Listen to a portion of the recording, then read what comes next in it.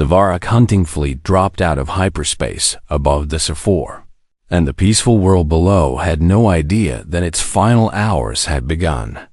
High Hunt Master Kravos stood on the bridge of his flagship, watching the blue and green planet rotate slowly beneath him. His scaled face twisted into what passed for a smile among his kind. "Begin the hunt," he said. 200 warships descended through the clouds. The Dazari people looked up at the sky with their large, gentle eyes. They were a telepathic species who had never known war. They had spent 10,000 years building beautiful cities and creating art that celebrated life. They had no weapons. They had no soldiers. They had only hoped that the universe was kind. The universe was not kind. The Varak were proof of that. Within 6 hours, the hunting parties had spread across every continent. The Dazari tried to hide.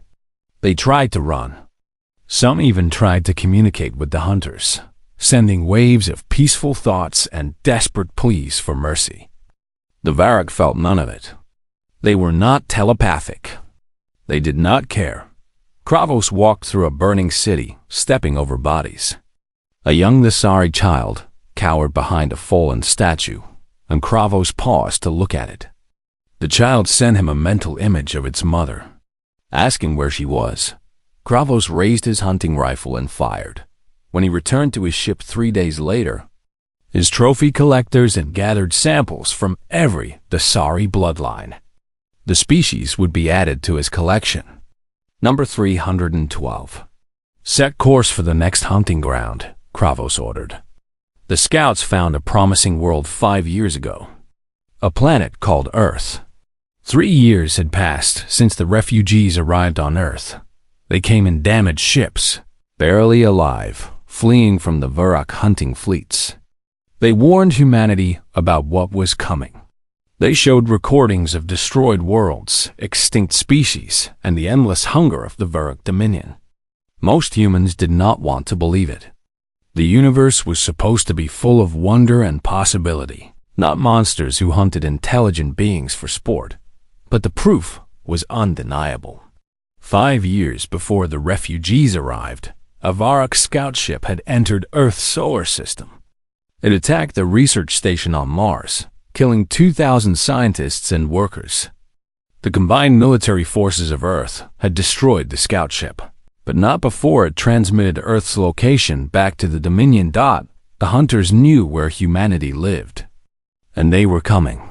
Admiral Kevin Price stood in the command center of United Earth Defense Command, buried deep beneath the Rocky Mountains. He was 62 years old, with gray hair and tired eyes. For 3 years, he had carried the weight of humanity's survival on his shoulders. Every day, he made decisions that would determine whether his species lived or died. "The fleet is ready," said Captain Daniel Burke, standing beside him. Burke was younger, early 40s, with the hard face of a man who had seen too much death. His brother had died on Mars when the scout ship attacked. He had spent every day since then preparing for revenge. "Ready is a strong word," Admiral Price replied. "We have 140 combat vessels. Intelligence suggests the Varak will bring at least 200. We have something they do not expect," Burke said. "We have been preparing. They think we are prey. They are wrong." Dr. Lisa Morgan entered the command center, carrying a data tablet. She was the leading expert on Varak biology and technology, having spent 3 years studying the wreckage of the scout ship and interviewing the refugee aliens. "I have finished my analysis," she said. "The Varak have conquered over 300 species. Every single one of them was surprised by the attack. None of them had time to prepare. None of them fought back effectively. What makes us different?" Admiral Price asked. "Everything," Lisa said. "Earth is a death world by galactic standards. Our gravity is heavy. Our atmosphere is dense. Our planet is filled with predators, diseases, and natural disasters. Every species that evolved here did so by fighting to survive. The Varak have never encountered anything like humans. They think they are the hunters, Burke said. They have no idea that they are walking into a trap. Maria Santos rushed into the room, her face pale. She was the intelligence officer responsible for monitoring deep space, and she had been dreading this moment for 3 years. Long-range sensors have detected them, she said. 218 Varak warships just entered the outer solar system. They will reach Earth in 72 hours. The room fell silent. This was the moment they had prepared for. The moment that would decide humanity's fate. Admiral Price took a deep breath and pressed the button. That would broadcast to every military installation on Earth and in orbit. This is Admiral Price. The Varak hunting fleet has arrived. All defense forces are ordered to battle stations. Operation Reversal is now active. He paused, looking at the faces of the officers around him. For 3 years, we have prepared for this day. We have built weapons they cannot imagine. We have planned strategies they have never faced. They come here expecting to hunt helpless prey. Instead, they will find warriors. Captain Burke stared at the tactical display, watching the red dots that represented the Varak fleet moving closer. They hunted every species they found, he said quietly. They killed my brother. They destroyed worlds. They made the galaxy a place of fear. He turned to face the Admiral, and his eyes were cold and hard.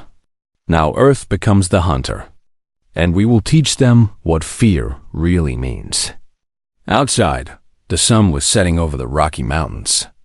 Somewhere above, hidden among the asteroids and moons of the solar system, humanity's secret weapons waited in silence.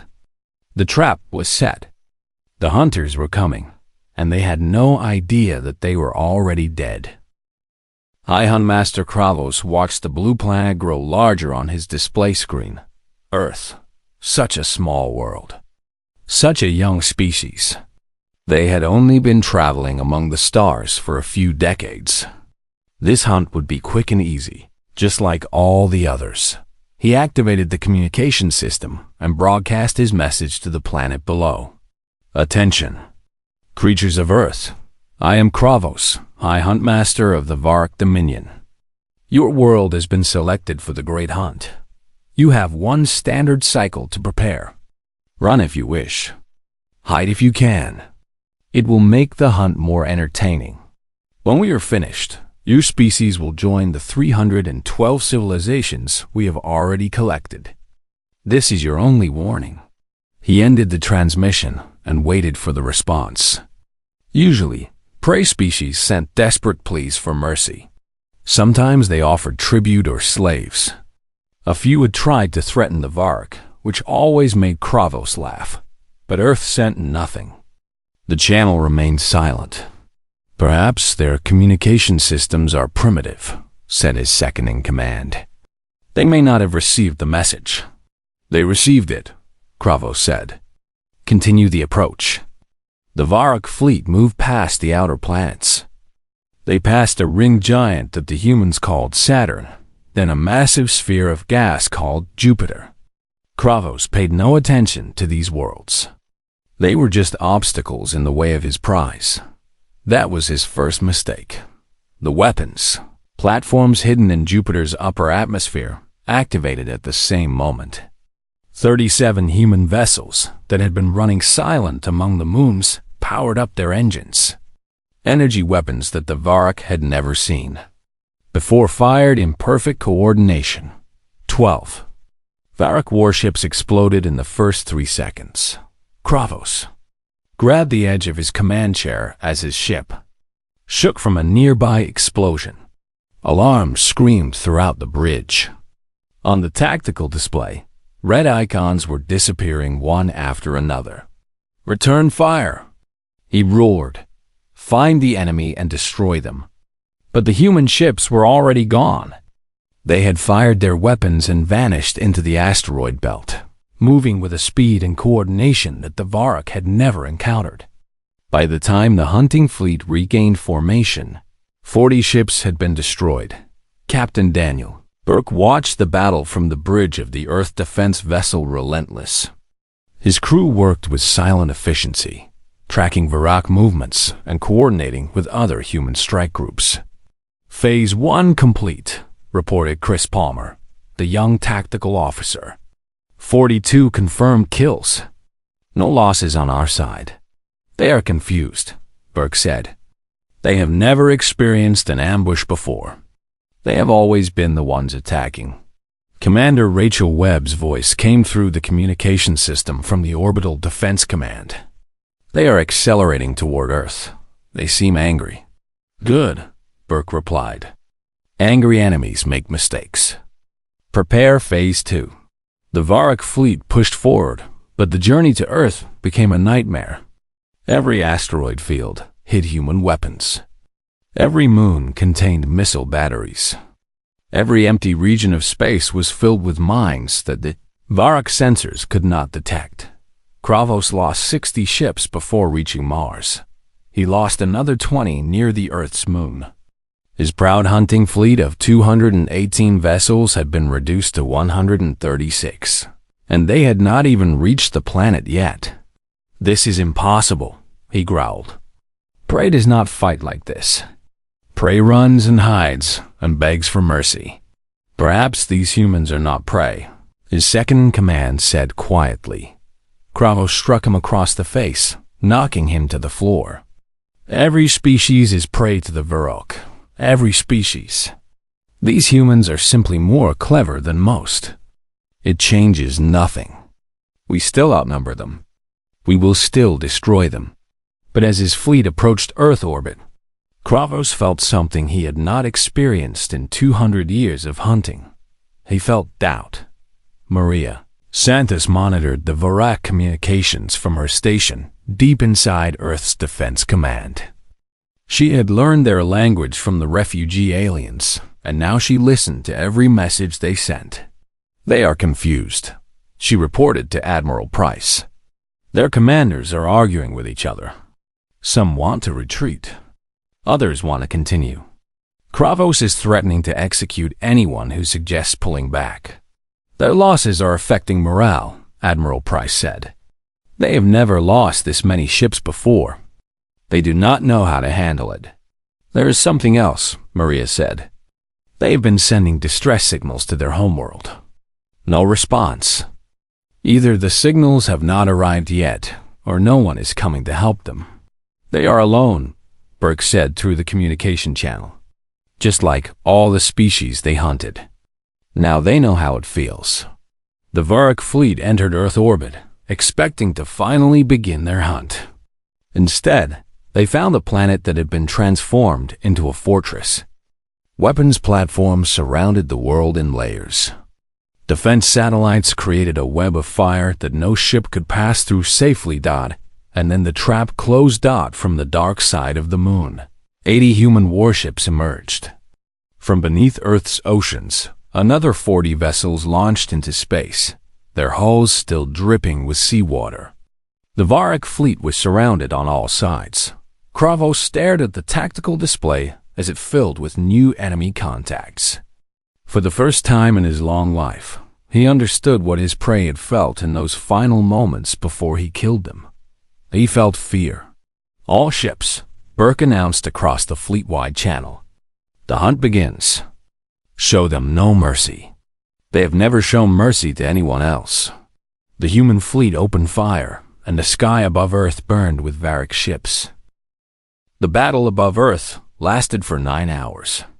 When it ended, the wreckage of Varak warships filled orbit like a ring of metal and fire.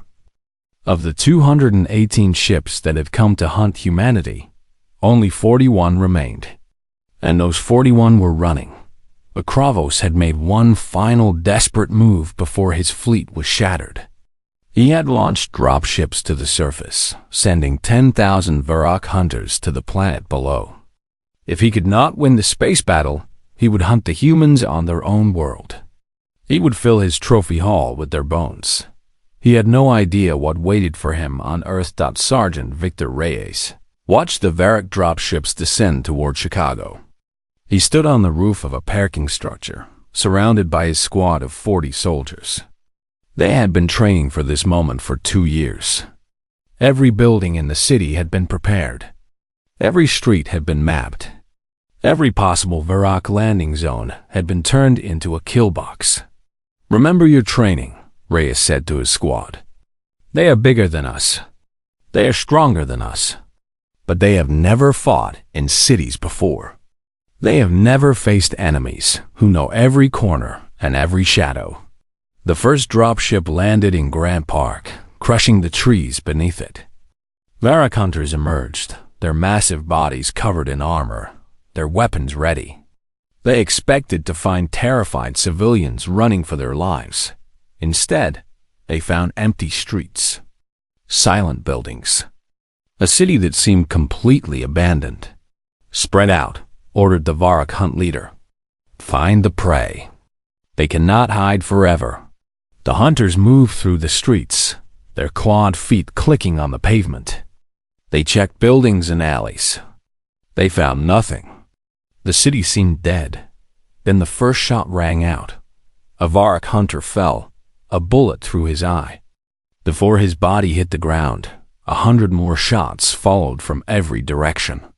Humans appeared in windows, on rooftops, behind cars and dumpsters. They fired and vanished before the Varrock could aim. "Contact!" The hunt leader screamed. "Return fire!" But there was nothing to shoot at. The humans were ghosts. They struck from darkness and disappeared into shadows. They knew every tunnel beneath the city, every maintenance corridor, every hidden path. Reyes moved through the subway system, leaving his squad behind the Varrock position. They emerged in an abandoned building and opened fire on the hunters from the rear. 10 Varrock fell before they even understood what was happening. "Welcome to Earth," Reyes muttered as he reloaded his weapon.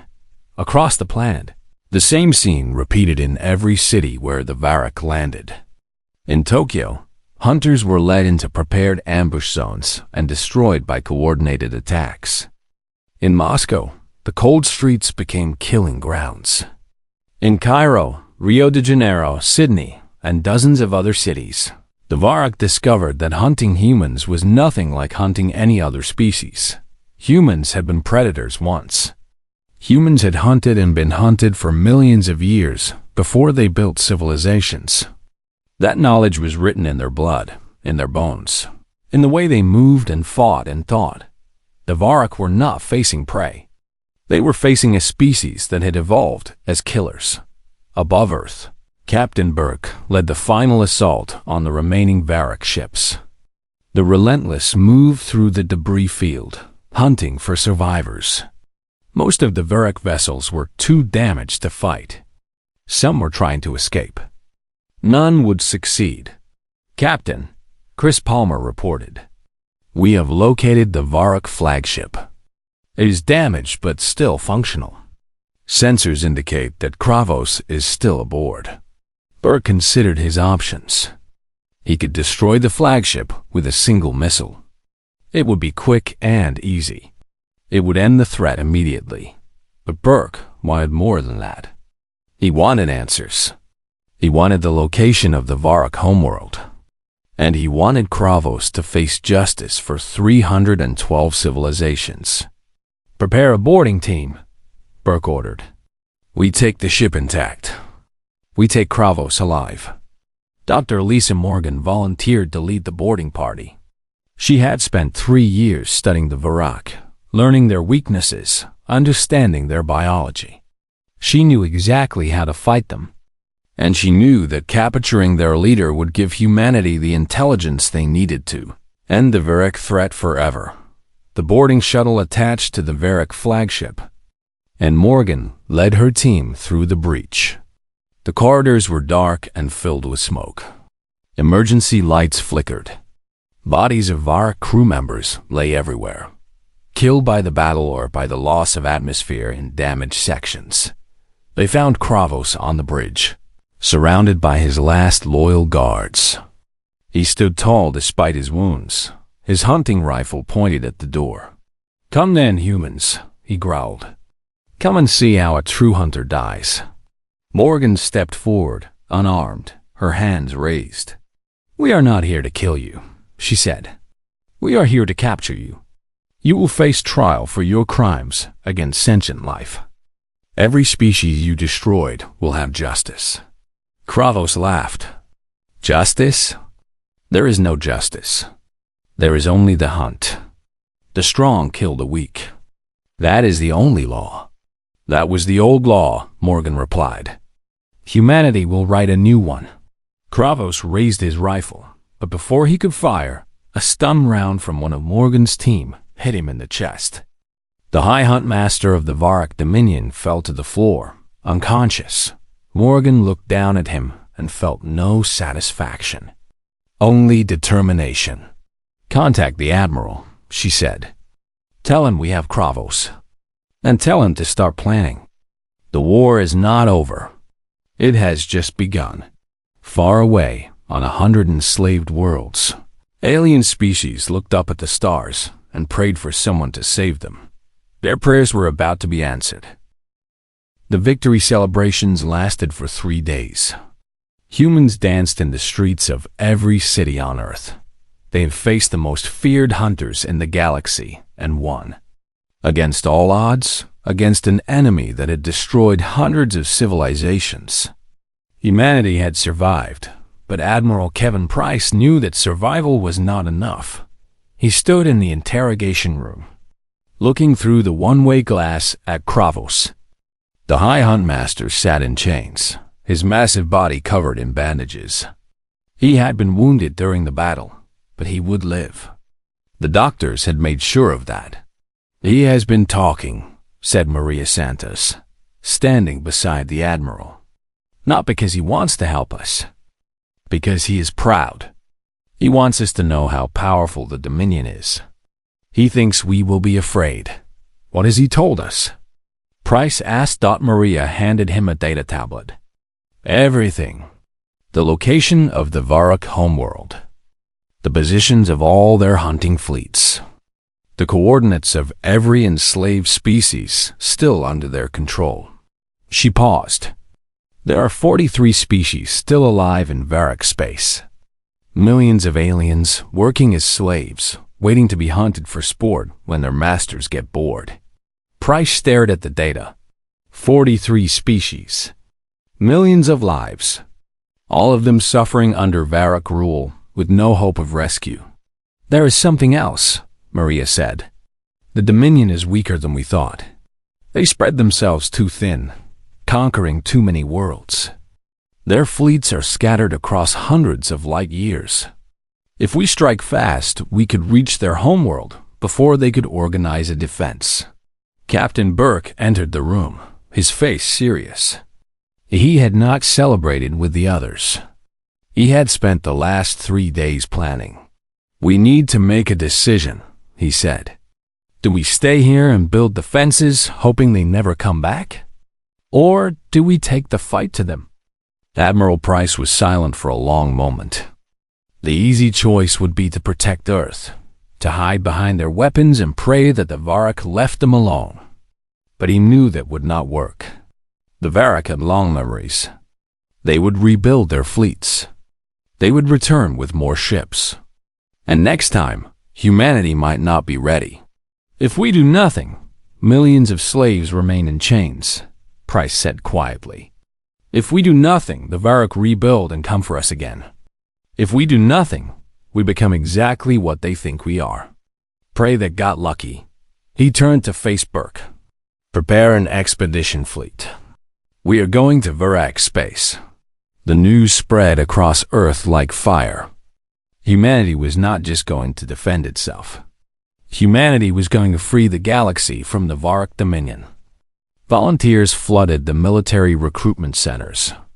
Scientists worked around the clock to improve weapons and engines.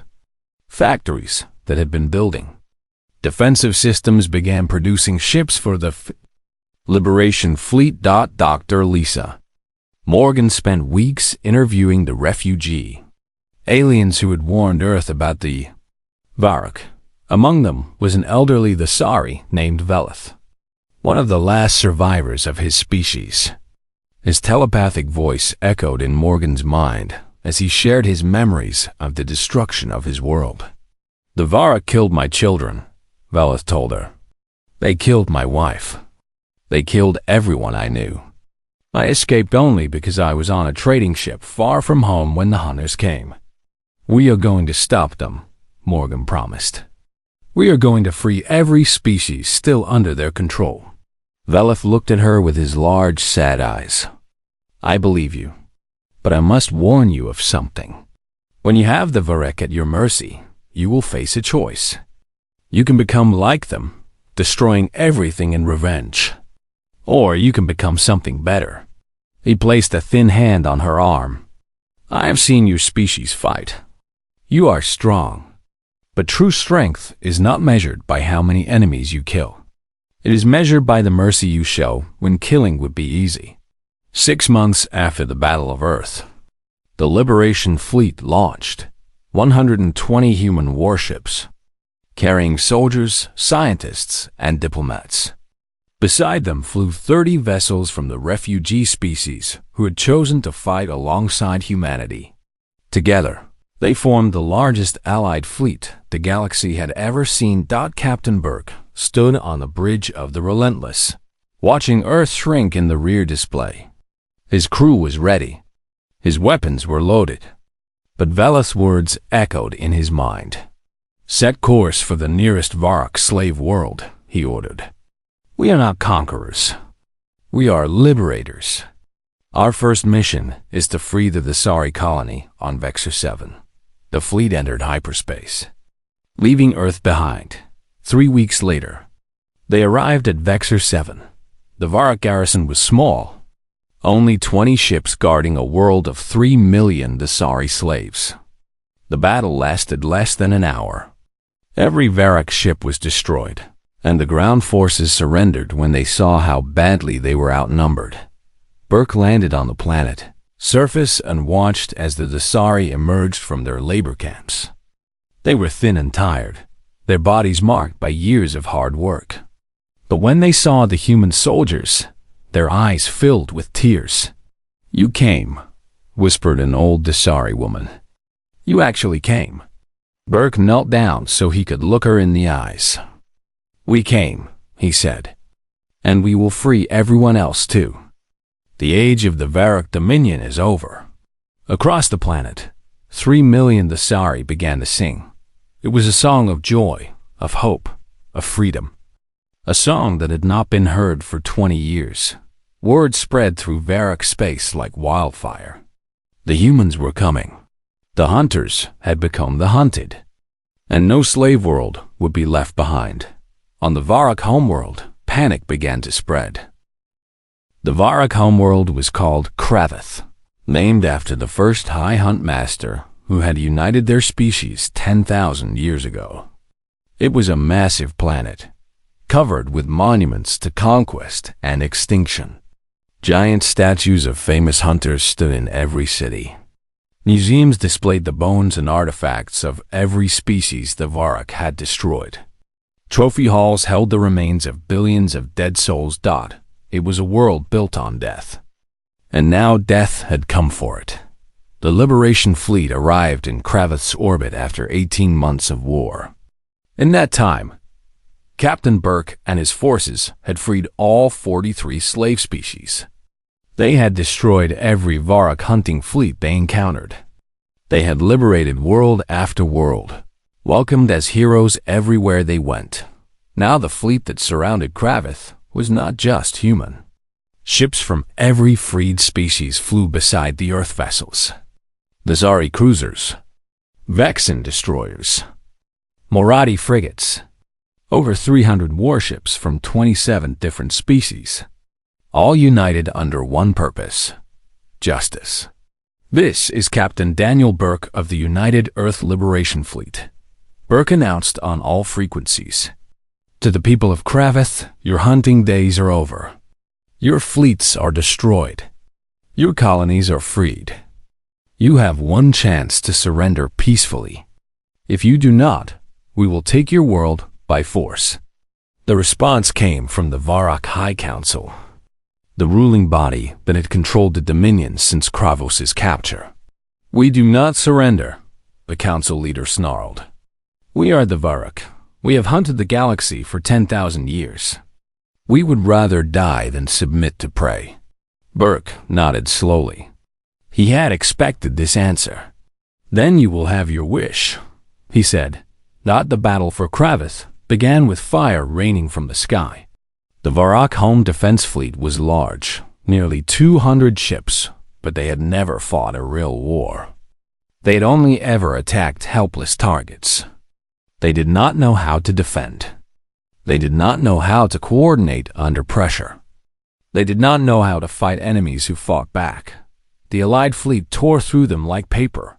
Within hours, the Varrock fleet was destroyed, and landing craft descended toward the surface. Burke led the ground assault personally, landing in the capital city with 10,000 soldiers from a dozen different species. For the first time in history, the hunted races walked on Varrock soil as conquerors. The fighting was fierce, but short. Varrock warriors had never learned to fight in their own cities. They had never imagined enemies would reach their homeworld. Their defenses were designed for hunting, not for protection. One by one, their strongholds fell. Burke fought his way through the streets toward the Hall of Trophies, the massive building at the center of the capital where the Varrock kept their most prized collections. He had seen images of this place in Kravos' memories. He knew what waited inside Dodd when he finally entered the hall. He stopped and stared. The walls were lined with display cases stretching up toward a ceiling so high it was lost in shadow. Each case contained the remains of an extinct species, bones, preserved bodies, personal artifacts, cultural treasures. 312 species, reduced to museum exhibits. Burke walked through the hall in silence, reading the names of the dead. The Thazari, the Vellani, the Kreth, the Marathi of the first colony. Species after species, civilization after civilization, all destroyed for sport. At the far end of the hall, the Varrock High Council waited. 20 old Varrock, surrounded by their final guards. They had nowhere left to run. Burke raised his weapon and pointed it at the council leader. His finger rested on the trigger. One pull, and the Varrock, who had ordered the deaths of billions, would be dead. It would be so easy, so satisfying, so just, but Veleth's words echoed in his mind. True strength is measured by the mercy you show when killing would be easy. Burke lowered his weapon. "You will stand trial," he said. "Every one of you. For every species you destroyed, for every life you took, for every world you burned. You will face justice in front of the entire galaxy. And when you are convicted, you will spend the rest of your lives in prison, watching as the species you tried to destroy are restored." The council leader laughed bitterly. "Restored? We killed them all. You cannot bring back the dead." Dr. Lisa Morgan stepped forward, holding a data tablet. She had spent months searching the Varrock archives during the Liberation campaign. She had found something that changed everything. "You kept genetic samples of every species you hunted," she said. "DNA preserved in your trophy vaults. Combined with recovered cultural records and surviving populations, we can restore what you destroyed. It will take centuries. But the Thazari will live again. The Vellani will live again. Every species you tried to erase will return." The council leader's face went pale. For the first time, the Varrock understood the true nature of their defeat. They had not just lost a war. They had lost their legacy. Everything they had built over 10,000 years would be undone. 1 year later, Burke stood on Earth, in front of a newly built monument. The wall behind him listed the names of every species the Varrock had hunted. 312 names, carved in stone, so they would never be forgotten. Below the names was an inscription: "Never again." Representatives from all 27 freed species stood in the crowd, along with billions of humans watching on screens across the planet. This was the day the galaxy officially recognized the Galactic Alliance for the Protection of Sentient Life, an organization dedicated to ensuring that no species would ever be hunted to extinction again. Admiral Price, now gray and tired but still standing tall, stepped up to the podium. "We did not ask for this responsibility," he said. "We did not choose to become the galaxy's protectors. But when the hunters came, we had two choices. We could fight only for ourselves, or we could fight for everyone. We chose to fight for everyone." He looked out at the crowd, at the aliens and humans standing together. "Today, we make a promise to every species in the galaxy. You are not alone. You will never be alone again. If hunters come for you, Earth will stand with you. If tyrants try to enslave you, the Alliance will free you. The age of fear is over. The age of protection has begun." The crowd cheered. Aliens who had never known safety wept with joy. Humans who had once feared the stars now looked up at them with hope. In a prison cell far away, Cravo sat in chains, watching the ceremony on a screen. Guards made him watch every broadcast, every victory celebration, every announcement of another restored species. They wanted him to see his empire fall. They wanted him to understand that the galaxy had found something stronger than hunters. It had found protectors, and it had found hope.